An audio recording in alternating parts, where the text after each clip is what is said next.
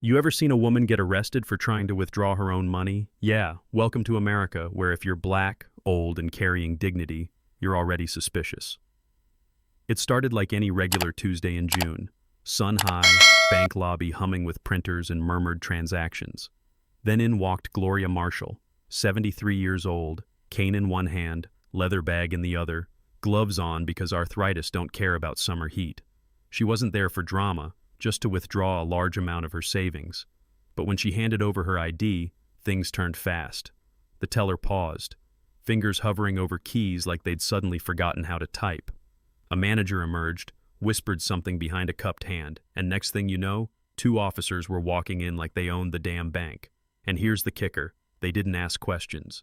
They didn't investigate. They grabbed her.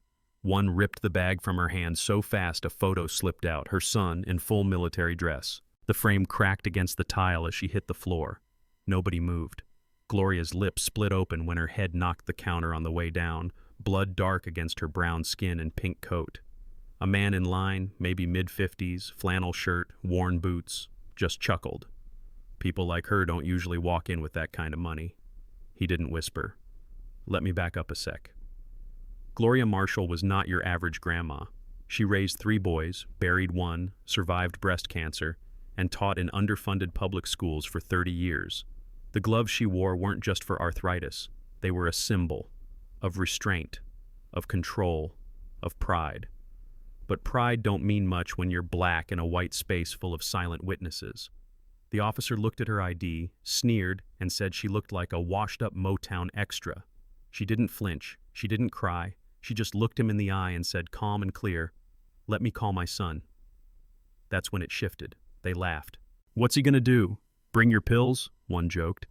"Maybe the nursing home can vouch for her," the other added, shaking the handcuffs like keys at a toddler. But Gloria? She wasn't rattled. She said it again, slower this time. "Let me call my son." And she did. Now what they didn't know was this. Her son wasn't just in the military. He was the military. Lieutenant Commander Kendrick Marshall, top-ranking Green Beret, multiple tours, now part of a classified cybersecurity task force reporting directly to the Secretary of Defense. When Kendrick saw the footage of his mother being slammed onto a bank floor like a criminal, he didn't shout. He didn't even blink. He just said 6 words. "I want eyes on Milner PD." You see, Kendrick doesn't make noise. He makes movements. And by 2 a.m. that night, Milner Police Department's digital infrastructure began to fail. Just a flicker, not enough to trigger alarms, just enough to signal that something bigger had entered the room. Server room? Compromised. Body cam footage? Archived. ATM footage? Pulled and processed. By dawn, every bus stop, school hallway, subway screen, and midnight infomercial across the country was quietly broadcasting one thing: an old woman bleeding on a bank floor while men in uniform laughed. The response? Earth-shaking. FBI opened a probe. The president signed an emergency funding suspension. $32 million in federal grants, gone, overnight. And suddenly, Milner PD had a new name: America's blind spot. But Kendrick didn't stop at policy. He demanded names, and they gave them to him. Detective Paul Renner, Officer Caleb Dunn, the 2 men who arrested his mother without cause, who mocked her dignity and laughed at her pain, were summoned to D.C., not to explain, but to listen. In a quiet room, Kendrick slid a folder across the table. Inside, every unjustified citation they'd ever issued, every complaint, every time they couldn't remember what happened. A legacy of suspicion. "You didn't know who she was," Kendrick said, his voice steady, "but now everyone knows who you are." Renner opened his mouth but found no words. Kendrick didn't slam the door on his way out. He didn't need to. Now here's the twist. The bank teller, Clara Hayes, she'd stayed quiet the whole time. But 3 weeks later, Gloria walked into the same bank branch, not to deposit, not to withdraw, but to look Clara in the eye. Clara stood quickly, her voice shaky. "Mrs. Marshall, I'm sorry. I didn't mean to disrespect you. I was just doing my job." And Gloria, this woman who had bled in silence, who had been paraded like a thief, looked at Clara and said, "You don't owe me anything. You owe them everything." And the whole lobby shifted. People didn't clap. They didn't cry. They just felt. That day, the bank branch installed a plaque in Gloria's name.